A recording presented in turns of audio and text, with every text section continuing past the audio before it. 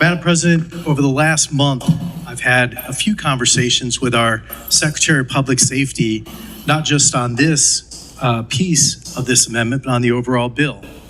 I've also heard from 5 chiefs of police, 3 sheriffs, 2 JAGs, and multiple individuals from the government contracting industry. Madam President, I don't know if the body knows it or not, but any weapon in the state of Virginia that's transferred to the military, to the FBI, anytime an ATF agent needs a new gun, any police department, any sheriff, anyone in law enforcement, it has to go through a Virginia local FFL. So if a police officer is retiring and under a different section of code, he can get his gun that he had at a reasonable cost.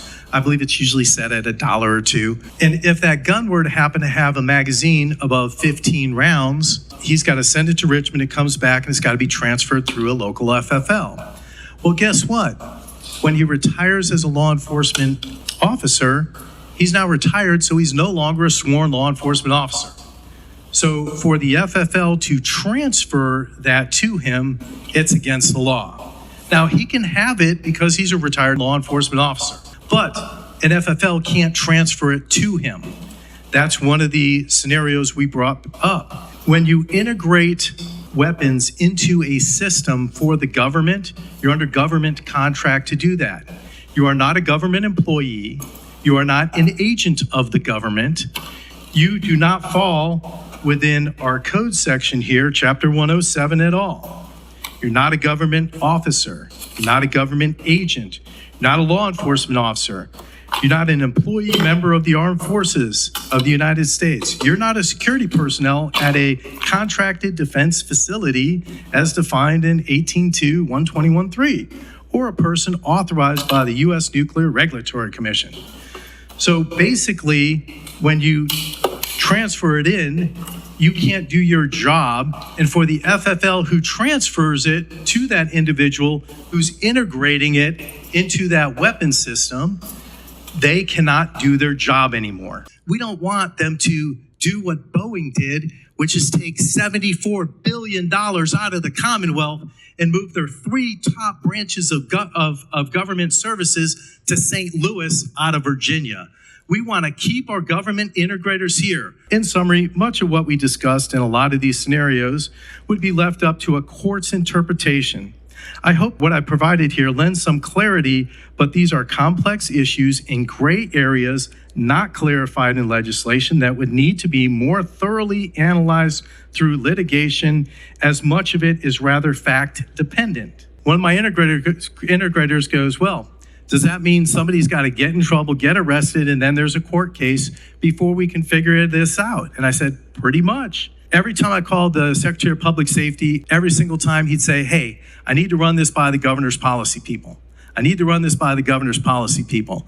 Last Thursday, when I talked to him, I said, hey, have you run this by the governor's policy people? He goes, yes. I said, do you have an answer? He goes, no. Madam President, one of the things I find frustrating here, and I hear this from my constituents a lot, and they ask me about the folks who are writing our gun laws.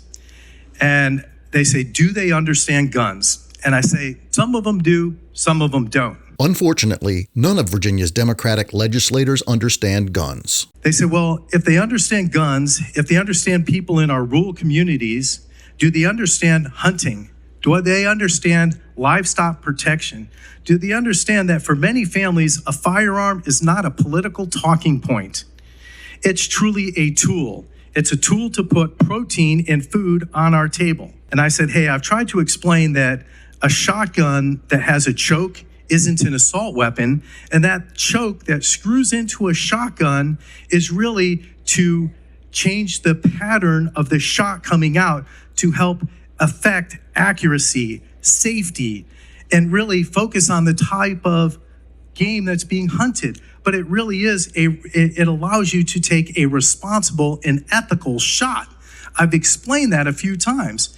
And they've come back and said, okay, well then why are they saying every time I screw on a choke that it's now an assault weapon? I said, well, they really don't understand this. One of them said, hey, do the folks up in Richmond, because they refer to everybody up here as the folks up there and them people, do they realize that when you've got a coyote coming after your livestock and they're running at 35 miles an hour, then it's real difficult to hit them with one shot or two shots. And sometimes you got to pop off a few rounds to stop them.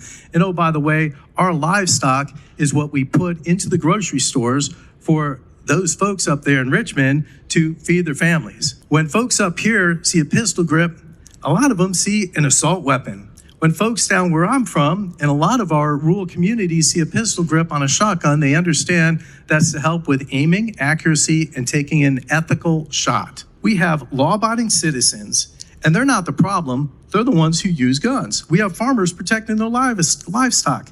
They're not the problem. We have the hunters who are feeding their families. Guess what? They're not the problem. We have the grandmother with a shotgun in her house because the sheriff is 30 minutes plus away from responding to her house. We're not asking Richmond to teach us how to hunt in rural communities. We're asking Richmond to stop taking away the rights, the tools, and the tradition of people it does not understand. They're not criminals.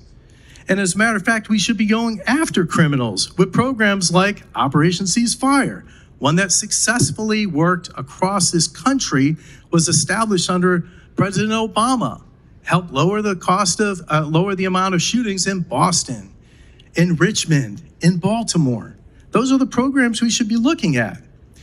We should be keeping violent offenders off the street. But today, with the legislation we do, we don't want to keep them in jail. And when we look at the federal integrators that literally help keep the jobs in Virginia, even in Northern Virginia, we don't want to lose them. We don't want to create it so they can't do their jobs. We want to keep our law enforcement folks understanding the clarity of the laws we pass. And we should be passing clear, concise laws, not laws that continually confuse individuals and are going to get law-abiding citizens in trouble. We need to stop this. We need to retract all of them. We need to repeal all of them. This is ridiculous. This amendment does not solve the problem.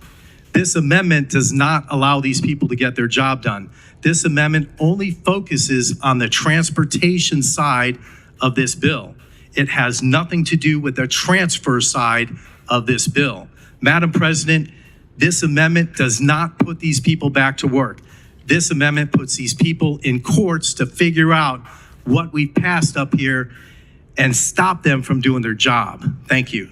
We're not asking Richmond to teach us how to hunt in rural communities. We're asking Richmond to stop taking away the rights, the tools, and the tradition